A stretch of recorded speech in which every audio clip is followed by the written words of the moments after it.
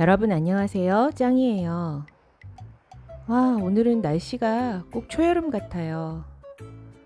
낮에는 이렇게 여름 같았다가 밤에는 또 초겨울 같았다가 요즘 날씨가 정말 정신을 못 차리게 하는 것 같아요.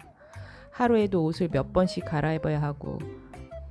근데 이런 날씨에서도 저희 집 아이들은 보시는 것처럼 아주 무럭무럭 잘 자라고 있습니다. 자, 오늘은 지난번에 이어서 야생화 키우기 실전 팁을 말씀드리려고 해요. 지난 베란다에서 야생화 키우기 초급편에서는 화원에서 야생화를 구입하는 방법에 대해서 말씀을 드렸잖아요. 오늘은 이렇게 구입한 아이들을 집으로 데려와서 베란다에서 어떻게 하면 건강하게 잘 키울 수 있는지에 대해서 이야기해 보려 합니다. 물론 저는 전문가는 아니에요. 그래서 오늘 말씀드리는 게 모두 다 옳다 이런 건 절대 아니고요. 다만 그동안 제가 야생화를 키우면서 나름대로 쌓았던 경험, 그리고 또 이것저것 찾아보면서 공부한 것이 이제 막 야생화를 키우기 시작하신 여러분들한테 조금이나마 도움이 됐으면 하는 바람에서 오늘 이렇게 영상을 찍는 거고요. 야생화는 자라는 환경에 굉장히 많은 영향을 받아요. 그래서 여러분의 그 베란다 환경에 맞게 제가 말씀드리는 노하우를 적절하게 적용하시는 것이 가장 좋을 것 같습니다. 베란다에서 야생화를 키우면서 느낀 건 일단 야외에서 키우는 것보다 훨씬 신경을 많이 써야 한다는 거예요. 베란다는 야외처럼 햇볕이 하루 종일 드는 것도 아니고 또 통풍이 엄청 잘 되는 것도 아니잖아요. 특히 저 같은 경우에는 풀과 아이들을 많이 키우기 때문에 조금 더 부지런해야 하더라고요. 이 풀과의 아이들은 나무보다 훨씬 예민하고 약하기 때문에 조금만 방심해도 쉽게 상할 수가 있거든요. 식물에게 가장 중요한 건 햇볕, 물, 흙, 통풍이 아닐까 생각하는데요. 베란다는 이 중에서 햇볕과 통풍이 제한적이기 때문에 더 야생화 키우기가 어려울 수 있어요. 여러분도 아시는 것처럼 대부분의 아이들은 해를 참 좋아해요. 그런데 베란다에서 해가 잘 드는 곳은 한정이 되어 있잖아요. 그래서 나름대로 저는 그 어떤 규칙을 세워놓고 아이들을 배열을 하는데요. 지금 보시는 것처럼 이렇게 가장 해가 잘 드는 곳에는 이제 막 꽃봉오리가 올라온 아이들, 또 그리고 사계절 내내 꽃을 피우는 아이들을 두고요. 그리고 살짝 반그늘이 있는 곳에는 한철만 꽃을 피우는 아이들, 또 지금은 꽃을 쉬는 아이들, 그리고 반그늘에 두더라도 어느 정도 잘 자라는 그런 튼튼한 아이들을 둡니다. 그런데 또 한여름에는 그 베란다 아스팔트에서 올라오는 지열이 굉장히 심하잖아요. 그럴 때는 사계절 내내 꽃이 피는 아이라고 하더라도 열에 약한 아이들은 반그늘에 놔주고요. 또 한겨울에 추위를 많이 겪어야 봄에 예쁜 꽃을 피우는 아이들 같은 경우에는 창가에 놔주는 식으로 계절에 따라서도 자리를 옮겨줘야 합니다. 다음으로 말씀드릴 것은 물주기인데요. 사실 아이들이 사느냐 죽느냐는 이 물주기에 달린 것 같아요. 그만큼 물주기는 굉장히 중요하고 또 저도 여전히 어려워하는 부분인데요. 나무 같은 경우에는 하루 물을 안 준다고 해서 금방 죽지는 않아요. 그렇지만 풀과의 아이들은 한여름에 자칫 때를 놓치게 되면 금세 말라 죽을 수도 있고 또 장마 때 습한 상태에서 너무 많은 물을 주게 되면 뿌리가 썩어서 또 죽을 수도 있거든요. 그래서 제가 생각하기에 가장 바람직한 물주기 방법은 관찰인 것 같아요. 매일 규칙적으로 물을 주시되 화분을 관찰을 해서 흙이 평상시보다 축축하게 젖어 있는 날은 물주기를 건너뛰시고요.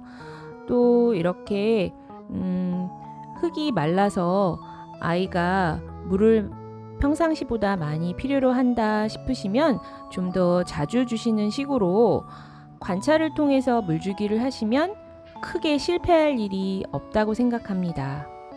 보통 제가 아이들을 물 주는 시간은 대략 12시에서 1시 사이인데요.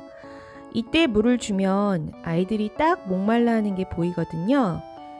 새벽이나 이른 아침엔 아직 수분이 덜 증발해서 화분 흙이 좀 축축해 보이는데 이 시간쯤 되면 서서히 외부 온도도 올라가면서 아이들이 물이 필요한지 아닌지 비교적 정확하게 알 수 있어요. 물은 전에도 말씀드린 것처럼 풍 주셔야 해요. 정말 화분 밑으로 이렇게 물이 줄줄줄 흘러내릴 정도로 풍 주시는데요. 이때 물은 한 방향으로만 주시지 마시고요. 저처럼 이렇게 빙글빙글 돌아가면서 뿌리에 골고루 물이 흡수될 수 있도록 주시는 게 좋아요. 스프레이나 샤워기로만 물을 주시는 경우가 있는데요.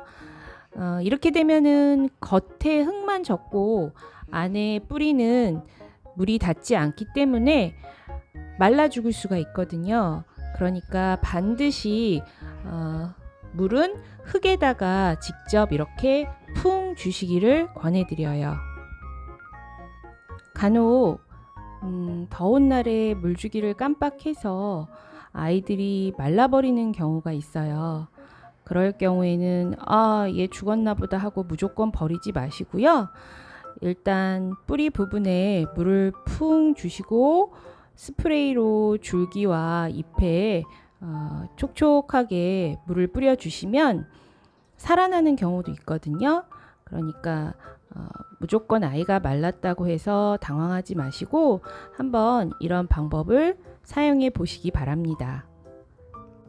다음은 흙에 관한 이야기인데요. 사실 여러분들이 가장 많이 궁금해 하시는 부분이 이 흙에 관한 부분인 것 같아요. 저한테도 댓글로 흙 배합에 대해서 많은 문의를 주셨는데요. 결론적으로 말하자면 야생화에 가장 좋은 흙은 마사토입니다.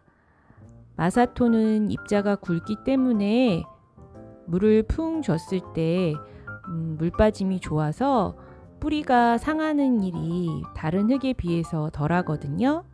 그런데 일반 흙을 사용하게 되면 화분 밖으로 물이 빠져나오는 시간도 오래 걸리고 또 화분 안에서 물이 마르는 시간도 오래 걸려서 자칫 뿌리를 썩게 할 수가 있어요. 저 같은 경우에는 그 화분의 흙을 제가 갈 때는 마사토 70에 상토 30을 쓰는데 제가 단골로 가는 화원의 사장님께서는 여기에다가 또 저곡토하고 녹소토도 섞어 쓰신다고 하더라고요.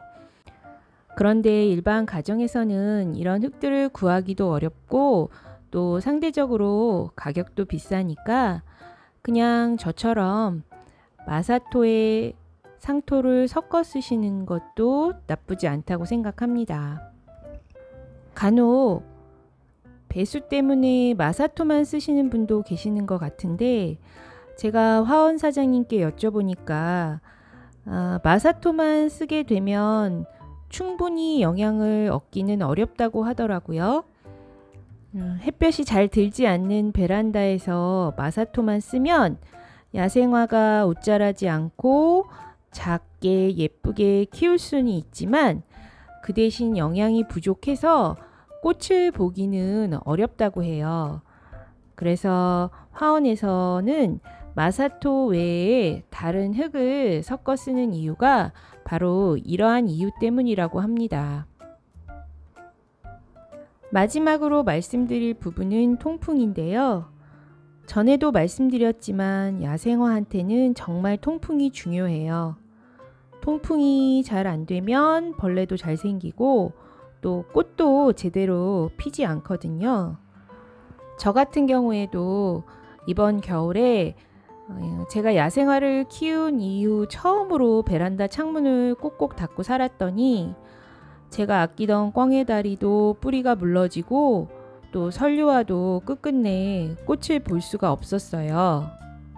그래서 이런 불상사를 막기 위해서는 꼭 1년 내내 아주 혹독한 추위가 아닌 이상은 반드시 베란다 창문을 열어놓고 사셔야 하고요. 또 절대 아이들을 실내에 들여놓으시면 안 돼요. 건조한 실내에 들여놨다가는 아이들이 큰 화를 당할 수도 있으니까 베란다에만 반드시 놓으시기 바랍니다. 말 그대로 야생화니까 아파트에서 가장 야생에 가까운 환경인 베란다에 놓으셔야 아이들도 예쁘게 잘 자랄 수 있어요. 자, 오늘은 여기까지 말씀드릴게요. 다음에 또 기회가 생기면 그때는 영양제와 비료주기 또 벌레 퇴치하기에 대해서 이야기해 보도록 하겠습니다. 자, 그러면 여러분 한 주 동안 건강하게 잘 보내시고요. 다음에 또 뵐게요.